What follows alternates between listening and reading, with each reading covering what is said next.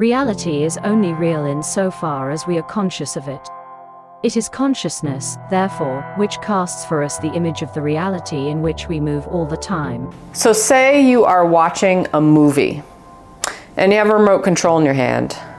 Do you try to change the movie script while you're watching it, while it's playing out? No, because you know that the movie's done. It's already been filmed. There's nothing you can do about it, no matter how much you try. My remote was upside down. No matter how many times you press the button, the movie script is gonna be the same.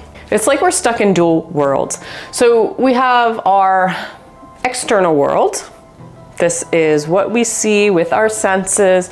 We're walking around, right? Doing our thing, working our jobs. This is our external. This is like the movie script that's already played out, right? It's already been shot, directed, all that kind of stuff. All the characters have been chosen. This is our external reality.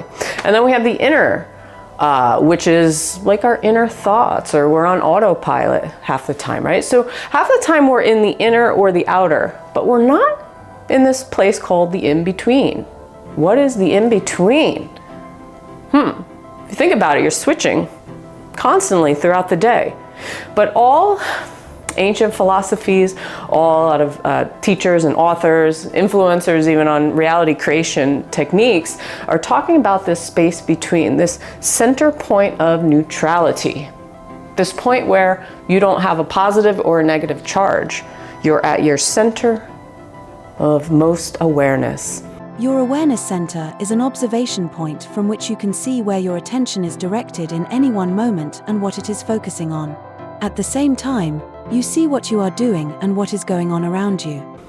Here's a good analogy. Think of a hurricane, okay?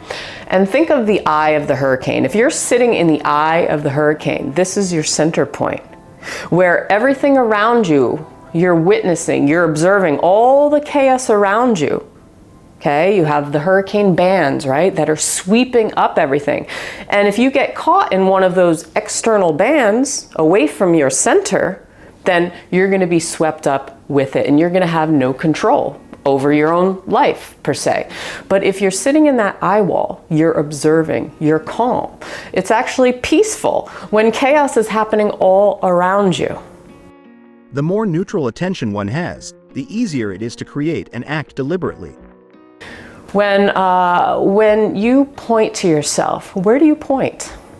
You don't point to here necessarily, right? You point to here. You could say that's your heart, that's your center. All these guys are kind of talking about the same thing, this place between, this place that sits around here, okay? Whether it's in the back of your body, the front of your body, it doesn't matter. It's an energetic center. It's your center, it's your earth, it's your grounding point. It's your point of neutrality.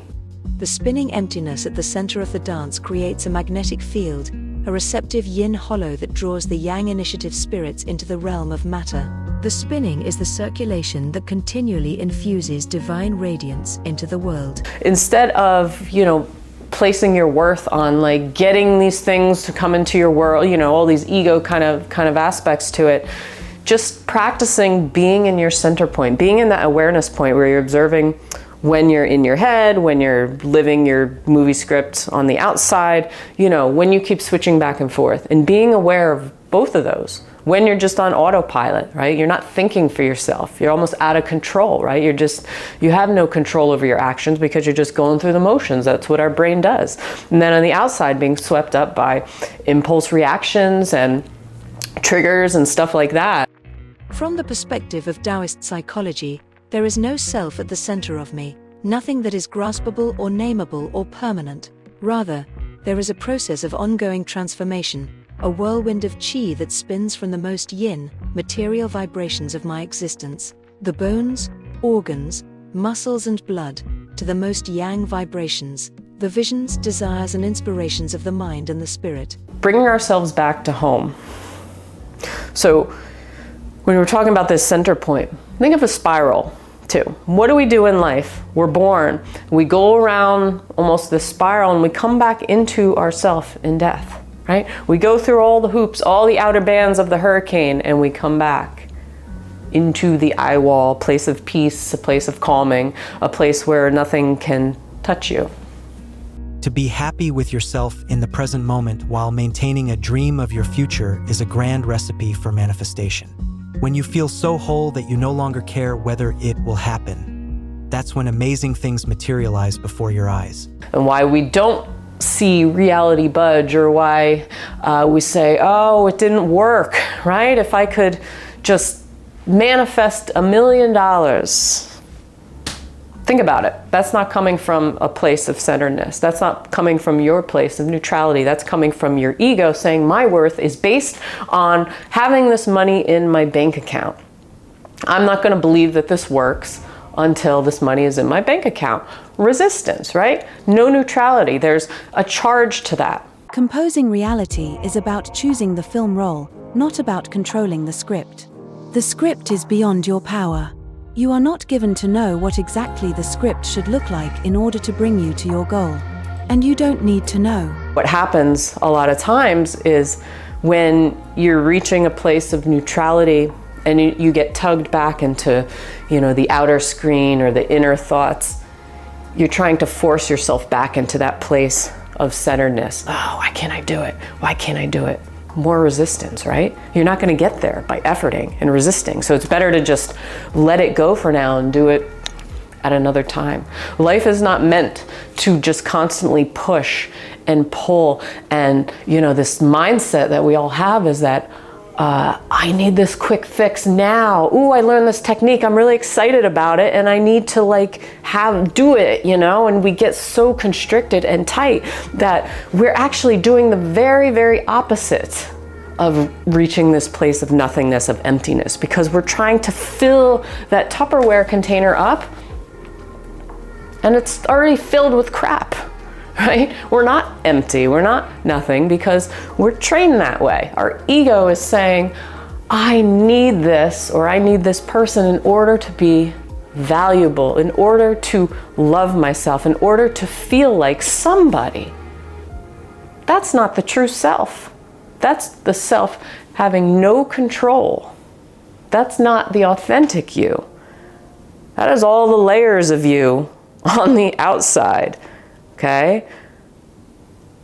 All the characters you're playing and the roles you're playing, but that is not you, because you in authentic form is nothing. Is this place of emptied centeredness, peace, balance, non-attachment.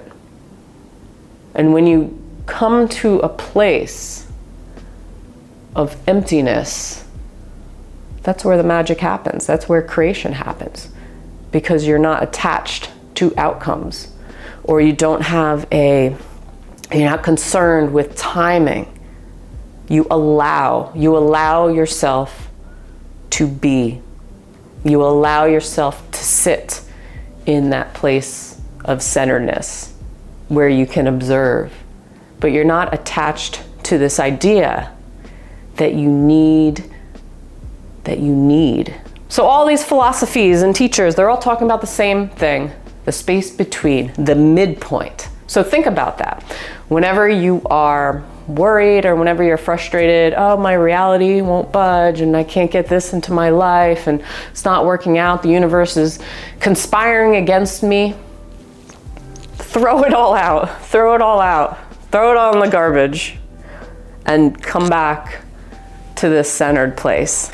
Release your death grip on your life, on your universe, on your external movie that's already happening. So on that note, thank you for watching. I truly, truly appreciate it. Leave a comment below if you would. Hit that like button, subscribe. I put out new videos every single week for you on all kinds of cool topics. If you have any other ideas, let me know down below. And until next time, I will see you on the next one. Peace.